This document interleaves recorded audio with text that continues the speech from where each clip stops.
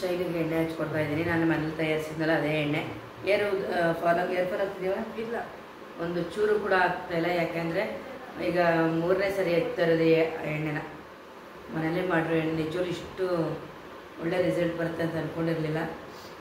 ನನ್ನ ಮಗಳು ನೋಡ್ತಿದ್ದಾಳೆ, ಎಲ್ಲಿ ನಮ್ಮ ಮಮ್ಮಿ ದೊಡ್ಡ ಅಂತ ಬಿಡ್ಬಿಡ್ತಾ ಇದ್ದಲ್ವ, ಭಯ ಎಣ್ಣೆ ಏನಾದ್ರು ಚೆಲ್ಬಿಟ್ರೆ ಅಂತ ಹೇಳ್ಬಿಟ್ಟು ನಾನು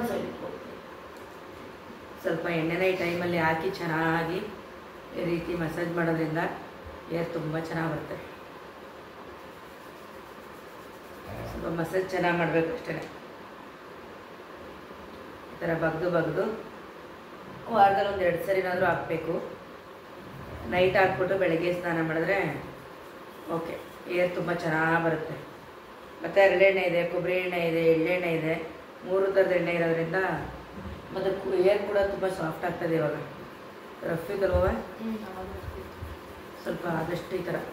ನಿಜವಾಗ್ಲೂ ಶೈಲಿದು ಎಷ್ಟು ಏರ್ ಫಾಲ್ ಆಗಿದೆ ಅಂದರೆ ನನಗೆ ಸಿಕ್ಕಾಬಟ್ಟೆ ಬೇಜಾರಾಗ್ತಿತ್ತು. ಅಯ್ಯೋ ಏನು ಈಗ ಆಗ್ಬಿಡ್ತಲ್ಲ ಅಂತ ಹೇಳ್ಬಿಟ್ಟು ಯಾವಾಗ ಸ್ಟ್ರೈಟ್ನಿಂಗ್ ಎಲ್ಲ ಅದು ಇದು ಅಂತ ಮಾಡಿಸ್ಲು ಏರ್ ಫುಲ್ ಹೊಂಟಾಯಿತು. ಅಯ್ಯಪ್ಪ, ನಾನು ಹೆಂಗಪ್ಪ ಶೈಲಿದು ಏರ್ ವಾಪಸ್ ತರೋದು ನಾನಷ್ಟು ಬೇಜಾರಾಗಿತ್ತು. ನಾನು ಹಾಕ್ತಾಯಿದ್ದೀನಿ ಈ ಟೈಮಲ್ಲಿ ಒಳ್ಳೆ ಎಣ್ಣೆನ.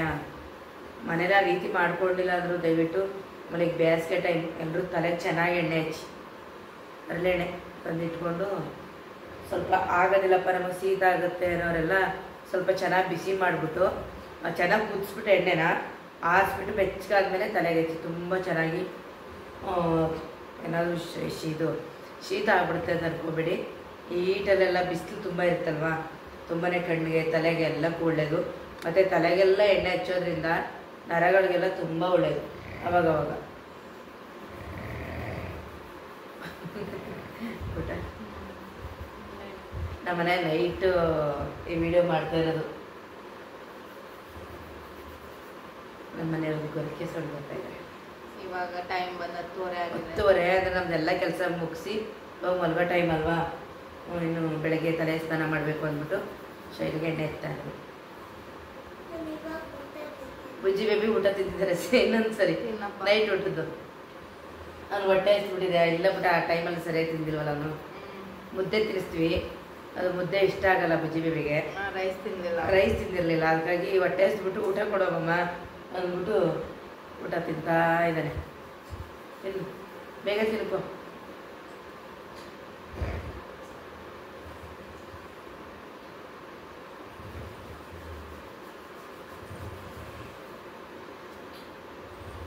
ನೀವೇನಾದರೂ ಎಣ್ಣೆ ಏನಾದ್ರು ಇದೇ ರೀತಿ ಮಾಡ್ಕೋಬೇಕು ಅಂದರೆ ಎಣ್ಣೆದು ವೀಡಿಯೋ ಹಾಕಿದ್ದೀನಿ.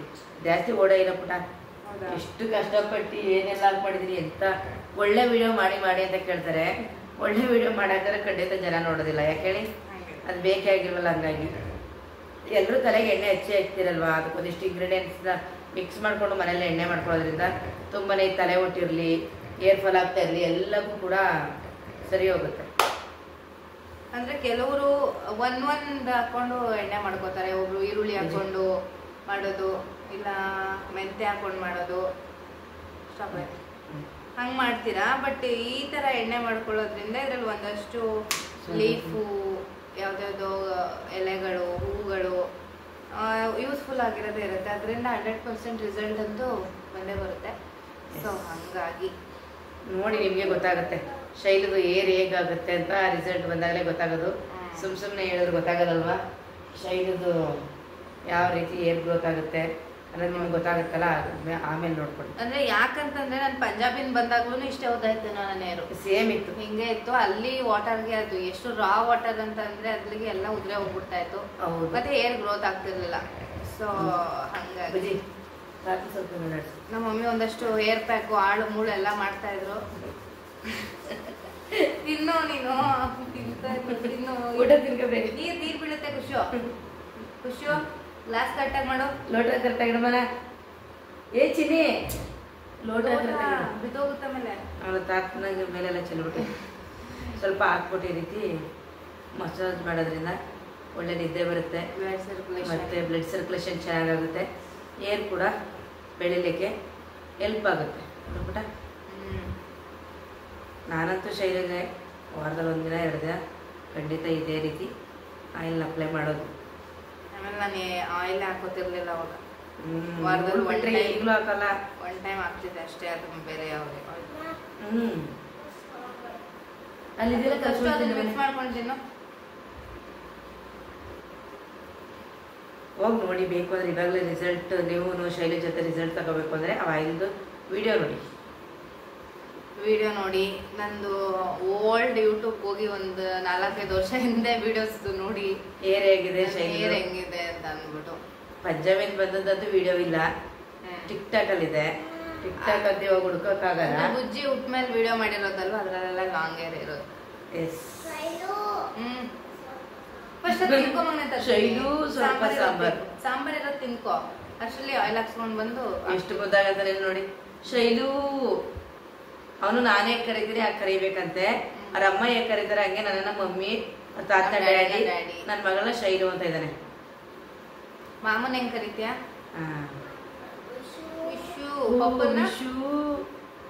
ಪಪ್ಪನೇ ಅಂತ ನೀನೇನಂತಿ ಅದನ್ನಂತಾನೆ ಅಂತ ನೋಡು. ಒಳ್ಳೆ ಹುಡುಗ.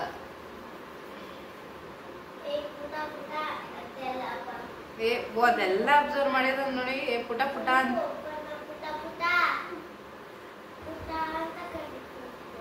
ಪುಟ್ಟ ಅಂತ ಹೇಳಲ್ಲ, ನೀನು ಕರಿತೀಯಾ? ಓಕೆನಾ? ಇನ್ನು ಸ್ವಲ್ಪ ಮಸಾಲೆ ಆಗಬೇಕು ಇಷ್ಟೇ. ಶೈಲಿಗೆ ಈ ರೀತಿ ಮಸಾಜ್ ಮಾಡಿ ಸ್ವಲ್ಪ ನೆತ್ತಿಗೆ ಸ್ವಲ್ಪ ಆಯಿಲ್ ಜಾಸ್ತಿ ಹಾಕ್ತೀನಿ ನಾನು ಯಾವಾಗಲೂ.